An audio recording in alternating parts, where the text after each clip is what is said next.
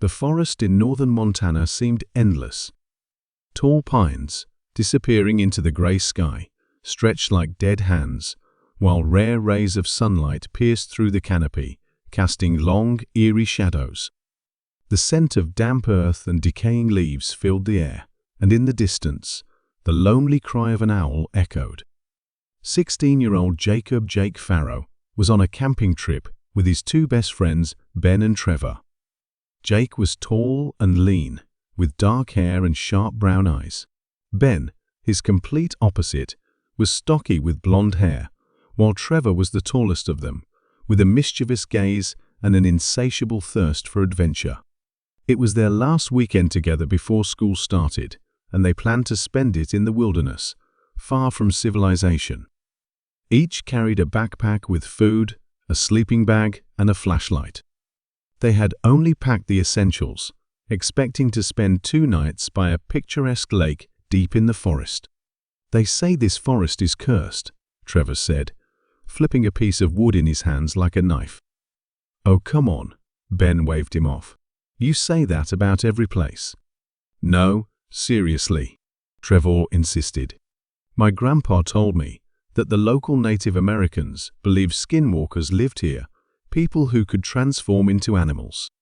"Cut it out, Trevor," Jake smirked. "If you're trying to scare us, you'll have to try harder." They laughed, walking deeper into the forest until they reached the lake, hidden among the trees. The water was still, like a mirror, reflecting the murky sky. Dense bushes grew along the shore, and a strange sticky silence hung in the air. They set up camp, lit a fire, and enjoyed the evening warmth until the night enveloped them in darkness. Jake woke up in the middle of the night.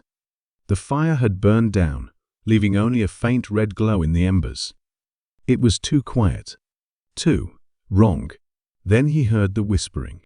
The words were indistinct, like a voice drifting through a fog of sleep. His heart clenched when he realized the whisper was coming from beyond their campsite. Slowly, he sat up, looking around. The camp seemed normal. Trevor and Ben were asleep in their sleeping bags. The tents were in place. But that whisper. Jake grabbed his flashlight and aimed it toward the trees. Nothing. Just the dark silhouettes of pines. But just as he was about to lie back down, something flickered in the distance. A figure. It stood among the trees, motionless, too tall for a person. Its limbs were unnaturally long, its skin gray and stretched tight like a mummy's. But the most terrifying thing was its eyes. They glowed a pale yellow, as if absorbing the moonlight. Jake froze. The creature tilted its head as if studying him. Then it opened its mouth and let out a quiet, piercing screech that made his hair stand on end. He quickly turned off his flashlight and squeezed his eyes shut, hoping it was just a dream. By morning, Jake told his friends about his vision, but Ben just shook his head. "You were just overthinking it." "No, I saw it. It was there," Jake insisted. Trevor looked worried, but said nothing. They decided not to linger and packed up quickly. In the daylight, the forest seemed safer, but the uneasy feeling lingered. As they walked along the trail, a branch snapped ahead of them. "Who's there?" Ben called out. There was no answer, only a quiet chuckle, echoing from all directions at once. And then Trevor was gone. It happened so fast that no one even had time to scream. One moment, Trevor was walking beside them. The next, he was gone. Only his backpack lay neatly at the base of a tree. Jake and Ben froze, a chill running down their spines. "Trevor!" Ben shouted. A muffled groan answered. But it wasn't Trevor's voice. The forest came alive. Around them, rustling sounds emerged, light footsteps, as if something was gliding over the ground without touching it. The eerie screech rang out again, closer. Much closer.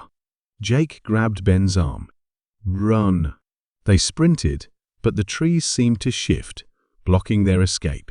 Branches clawed at their clothes, roots jutted from the ground, making them stumble. Behind them, a strange, wet squelching sound echoed, followed by Trevor's voice. "Help me." It sounded distorted, as if coming from underwater. They turned and saw him. Or something that had been him. Trevor's face was stretched into a monstrous grin, his joints bent at unnatural angles, his skin taking on a sickly grey-green hue. His eyes were hollow, yet a flicker of recognition lingered within them. The creature stepped forward, revealing rows of razor-sharp teeth. "You're not Trevor," Jake whispered. It laughed. The sound was hollow, devoid of life. The creature moved in jerky, unnatural motions, as if testing its new body. It arched its back, bones cracking, and advanced. In the shadows of the trees, more dark figures appeared. Their yellow eyes flickered in the darkness, watching, waiting. The circle tightened. Suddenly, one of the monsters lunged forward, and the forest filled with the horrifying sounds of the hunt. They burst onto the road. Headlights blinded them. It was a ranger's truck. The door swung open, and a man in uniform shouted, "Get in." They jumped inside, and the vehicle sped away. "Well, what was that?" Ben gasped. The ranger looked at them in the rearview mirror, his face grim. "You're lucky you got out.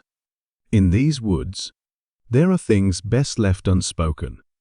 Outside, at the edge of the forest, two yellow eyes watched their car disappear into the night.